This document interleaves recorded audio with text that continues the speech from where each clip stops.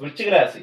వృశ్చిక రాశి వారికి రాస్యాధిపతి అయినటువంటి మరియు షష్టాధిపతి అయినటువంటి కుజుడు ద్వితీయ స్థానంలో సంచారం చేస్తూ సప్తమాధిపతి అయినటువంటి శుక్రునితోనూ దశమాధిపతి అయినటువంటి రవితో కలిసి ఉండట మరియు అష్టమాధిపతి అయినటువంటి బుధునితోటి ద్వితీయాధిపతి అయినటువంటి గురునితో పరివర్తన యోగంలో ఈ రాస్యాధిపతి అయినటువంటి కుజుడు కలియుట కారణంగా కుటుంబ సభ్యులతో కలిసి దూర ప్రయాణాలు చేసేటువంటి అవకాశములు కనిపిస్తూ ఉన్నాయి.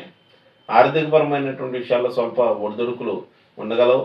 అనవసర కోపావేశాలు పెరుగును. కుటుంబ బాధ్యతలు పెరుగలవు.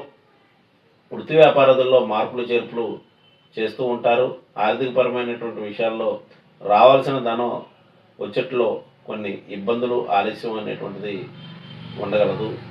బద్ధకం ఆవహించగలదు. మరియు జీవిత భాగస్వామితో స్వల్ప భేదాభిప్రాయాలు ఏర్పడినప్పటికీ కూడా వాటిని అధిగమిస్తూ ఉంటారు. పెండింగ్లో ఉండేటువంటి వ్యవహారాలు పూర్తి చేయడం కోసం కొంత ఆర్థికపరమైనటువంటి రుణములు వంటివి చేసేటువంటి అవకాశం కలదు. సంతాన రీత్యా కొన్ని సమస్యలు ఎదురవును. ముఖ్యంగా వారి యొక్క ఆరోగ్య విషయంలో జాగ్రత్త అవసరం. సంతానం యొక్క విద్యా విషయాల్లో కొన్ని ముఖ్యమైనటువంటి నిర్ణయాలు తీసుకుంటా జరగగలదు. 1వ తేదీ నుండి శుక్రుడు వీరికి తృతీయ స్థానంలో సంచారం చేయడం వల్ల బంధుమిత్రుల ముఖ్యంగా స్త్రీల యొక్క సహాయ సహకారములు లభించగలవు.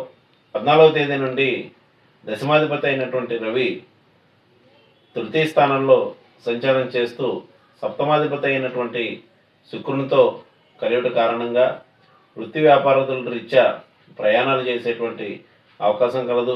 మరియు దగ్గర బంధువులను కూడా కలుసుకుంటూ ఉంటారు. 15వ తేదీ నుండి రాస్యాధిపతి అయినటువంటి కుజుడు తృతీయ స్థానంలో రవి శుక్రులతో కలియుట కారణంగా నూతన ప్రణాళికలు నూతన ఆలోచనలు అనేటువంటివి చేస్తూ ఉంటారు. ఈ ప్రణాళికలు సఫలీకృతమగును. ప్రఖ్యాతలు పెరుగలవు. పెండింగ్లో ఉండేటువంటి వ్యవహారాలు పూర్తి చేయడం జరగగలదు. ఈ రాశి వారు చేయవలసినటువంటి అర్చన ఆరాధన విషయానికి వచ్చినట్లయితే వీరు రుద్ర పారాయణము, శివాలయ దర్శనం వంటివి చేసుకోవడం అన్ని వ్యవహారాలు సఫలీకృతమగును.